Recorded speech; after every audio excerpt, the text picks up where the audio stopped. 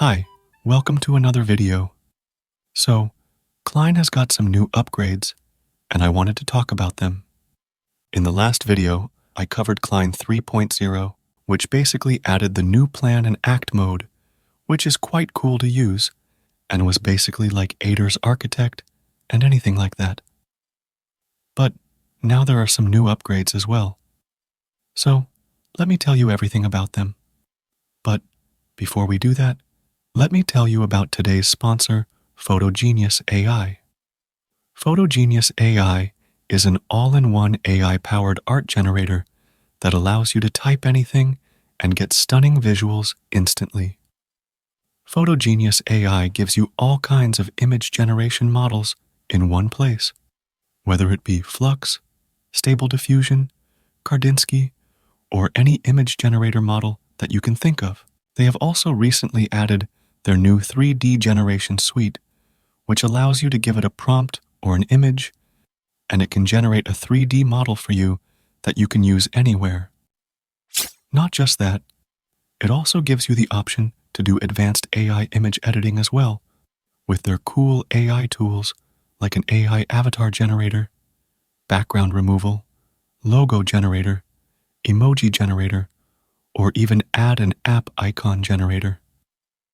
And the best part is that it starts at only $10, and you can get an additional 25% off these already great deals by using my coupon code KING25.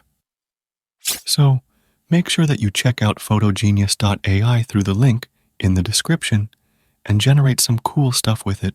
Now let's come back to the video. After that video, there have been some minor releases. For example, there's now proper support for Deepseek R1 as well. The plan mode also now has a different color for better distinguishing as well.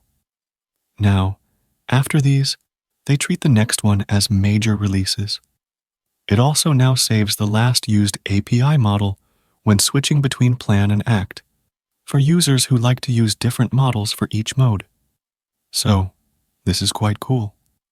There's also a new context window progress that basically allows you to track how much context your model supports and how much you are using out of that context window, and it helps you understand increased cost generation degradation as the context increases, and be aware when the older messages are removed to stay within the window. There's also a new advanced settings option that allows you to remove MCP prompts from requests to save tokens, and to enable or disable checkpoints for users who don't use Git. So, this is also good. Some of the minor stuff after this was that it added Gemini 2.0 flash thinking experimental model support as well, along with improved support for Deepseek R1 via OpenRouter, OpenAI compatible, and Deepseek Direct. It also now shows reasoning tokens for models that support it. It also added OpenAI's O3 mini model support along with Gemini 2.0 Flashlight, 2.0 Flash, and others. There's also support for all available Mistral API models, along with additional support for the Light LLM API provider, which means that you can now basically use any model that Light LLM supports, which is actually quite great. Now, there's a new major upgrade as well, which has added some cool stuff. So, this one added a new feature for Cline Ignore.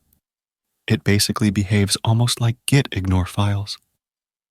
It allows you to block Cline from accessing specified file patterns, which is especially useful when using auto-approve in a project with sensitive files.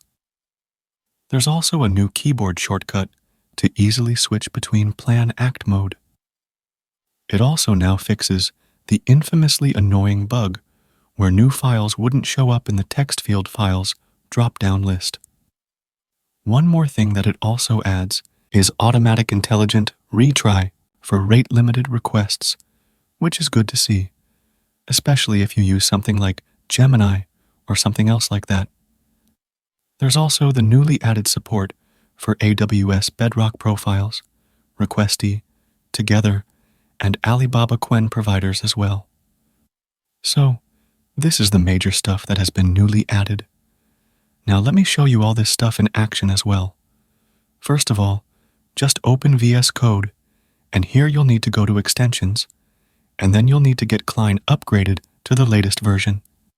Once you have done that, we can now just open it up.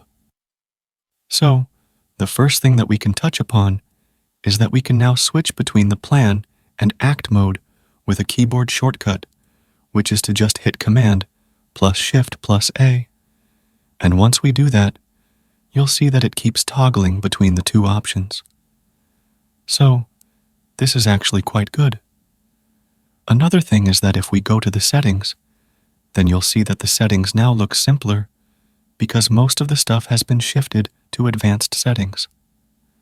But before we go in there, let me show you the other providers that are now available as well.